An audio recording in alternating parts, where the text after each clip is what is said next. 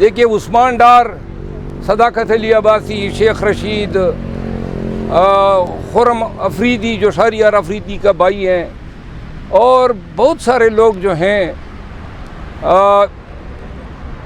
Capital cities میں، جس طرح اسلام آباد ہے، کراچی ہے، لاہور ہیں، ان سے اغوا ہوتے ہیں. یہاں پہ چوری چکاری کرنے والے جو ہیں پکڑے جاتے ہیں، جو ایک خفیہ پوشیدہ عمل ہوتا ہے. ایک MNA کو لاجس سے اغوا کیا جاتا ہے، ہر طرف کیمرے لگے ہوئے ہیں، لیکن جب کیمروں کی ضرورت پڑتی ہے تو کیمرے چوری ہو جاتے ہیں. یہ عدالتیں بھی اچھی طرح سمجھ رہی ہیں. آپ کو میں ریمائنڈ کرا دوں کہ جب شہریار افریدی صاحب کے کیس میں نے عدالت ہائی کورٹ سے بابر ستار صاحب کی عدالت سے استدعا کی کہ وہ اپنے بہن اور بھائی کے قبروں پہ حاضری کے لیے اجازت طلب کر رہا ہے تاکہ ایک دن کوارٹ وہ آئے ہیں، تو فاضل جج صاحب کی وہ ریمارکس آپ کو نہیں بھولنے چاہیے. انہوں نے کہا جی پھر اپنے رسک پہ جائے گا، یعنی کہ کوئی گارنٹی نہیں ہے پاکستان میں پاکستان تحریک انصاف سے وابستہ لوگوں کی آزاد پھرنے کی. کوئی بھی اٹھا سکتا ہے کسی بھی لمحے. اور یہ لوگ نہ دہشت گرد ہیں، نہ ان کا تعلق TTP سے ہے، نہ کسی بلوچ لبریشن آرمی سے ہے، پاکستان تحریک انصاف سے ان کا تعلق ہے. تو لہذا ہمیں اب ان اداروں سے بھی بری، ان پروسکرائبڈ آرگنائزیشن سے بھی بری ٹریٹمنٹ دی جا رہی ہے. شیخ رشید کئی دفعہ کا وفاقی وزیر رہا ہے. آپ لوگ دیکھ رہے ہیں پرویز الہی صاحب کے ساتھ کیا ہو رہا ہے. یہ عدالتیں سب کچھ دیکھ رہی ہے، پاکستان کے عوام بھی دیکھ رہے ہیں. پاکستان میں اس وقت لا قانونیت ہے. یہ چینا جبتی، زور زبردستی اور یہ اغوا برائے پریس کانفرنس، یہ عدالتوں کی بھی توہین ہے، قانون کا بھی مذاق اڑایا جا رہا ہے. خبریں گردش کر رہی ہیں کہ پاکستان مسلم لیگ نون نے نواز شریف کے استقبال کا جو اعلان کیا تھا اس کو ترک کر دیا ہے، اور بیان یہ آیا ہے کہ جی عوام کو تکلیف نہیں دینا چاہتے ہیں.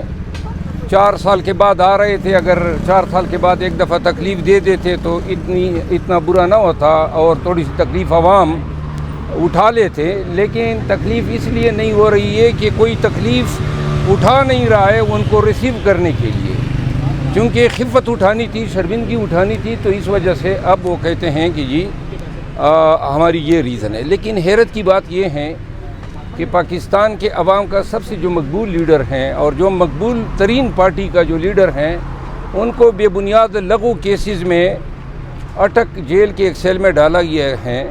نواز شریف کی یہ شرط تھی کہ میں تب پاکستان آؤں گا جب عمران خان کو جو ہے نظر بند کیا جائے گا، اور لگتا یہ ہے کہ انہی کے پلاننگ کے تحت تمام کام ہو رہے ہیں.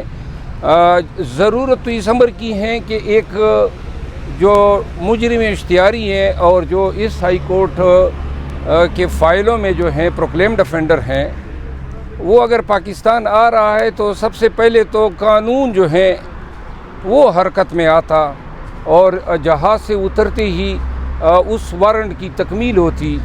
اب ہمیں سمجھ نہیں آ رہی ہیں کہ کس قانون کے تحت وہ آزاد پھرے گا. ایسا کوئی قانون نہیں ہے پاکستان میں کہ بغیر کسی ضمانت کے وہ آئے اور جلسے کرنا شروع کر دے. اور ضمانت اس کیس میں ضمانت تب ہوتی ہے جب کوئی پرچہ ہو اور آپ پہلی دفعہ آ رہے ہو. یہ تو کنوکٹ ہیں 426 کے تحت، اپنے بانڈ کے شرائط کو جو ہیں یہ وائلیٹ کر چکا ہے.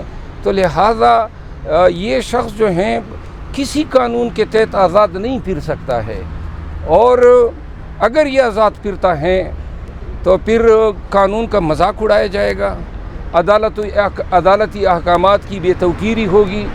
اور میرا خیال ہے کہ پھر فرض بنتا ہے بالخصوص اس عدالت عالیہ کا کہ وہ اگر ان کے نوٹس میں ہیں کہ ان کا جو مجرم اشتہاری ہیں وہ پاکستان آیا ہوا ہے اور آزاد پھر رہا ہے، اور حکام حکومت وقت ان کو گرفتار نہیں کر رہی ہے، تو پھر عدالت اپنے احکامات پہ عمل درآمد کرائے. راجہ ریاض کے بارے سے بھی بتائیے گا. انہوں نے ایک ویڈیو پیغام جاری کیا اور کہا گیا ان کی جانب سے کہ جب وہ بھی لندن سے واپس آ رہے ہیں لوگ استقبال کے لیے نکلے ہیں، لگتا ہے ان کو کہ وہ بھی پاپولر ہے؟ دیکھیے جی، یہ جو ترتیب پیش کی جا رہی ہے پاکستانی سیاست کی نفسیات کو مد نظر رکھتے ہوئے، یہ الیکٹیبلز کے لیے ایک پروگرام ہے کہ وہ یہ دیکھ لیں کہ کتنی آؤ بھگت ہوگی ان کی، کس سائٹ پہ جو ہیں اسٹیبلشمنٹ کڑی ہے اور کس سائٹ پہ جو ہیں الیکٹیبلز کو جانا چاہیے۔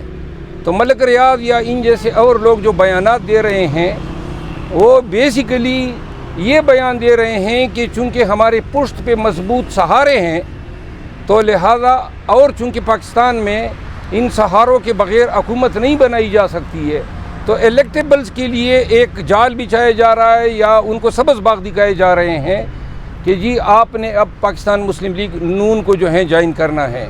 یہاں پہ میں ایک عرض کر دوں کہ بہت سارے الیکٹیبل اور لاکھوں کروڑوں لوگ جو ہیں وہ پاکستان تحریک انصاف میں شمولیت کی کب کی ہمیں اپروچ کر چکے ہیں، اور یہ جو بے بنیاد کیسز ہیں جن میں عمران خان صاحب کو جیل میں ڈالا گیا ہے، اور نہ کہ صرف ڈالا گیا ہے بلکہ آپ دیکھ رہے ہیں آج بھی اگر جیل میں موجود ہیں تو کسی قانون کے تحت نہیں ہے، اور ایسے اس عمل کو ہم نے چیلنج کیا ہوا ہے جو 15 دن سے یہاں پہ فیصلہ محفوظ ہے۔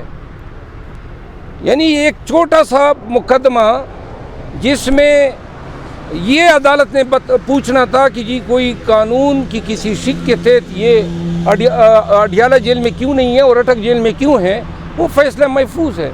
دن پہ دن، ایام پہ ایام، ہفتوں پہ ہفتے ضائع کیے جا رہے ہیں تاکہ فیصلہ کیوں نہیں آ رہا ہے۔ اگر فیصلہ ہمارے خلاف آتا تو شاید اسی دن خارج ہو جاتا۔ اب اس کی کوئی ترتیب ہی نہیں ہے کہ اس فعل کو جسٹیفائی کس طرح کیا جائے، تو لہذا اس فیصلے کی تاخیر سے پاکستان تحریک انصاف عمران خان جو ہیں سفر کر رہے ہیں۔ یہ فیصلہ جو ہے ہماری استدعا ہے کہ جلد از جلد جو ہے یہ فیصلہ سنایا جائے۔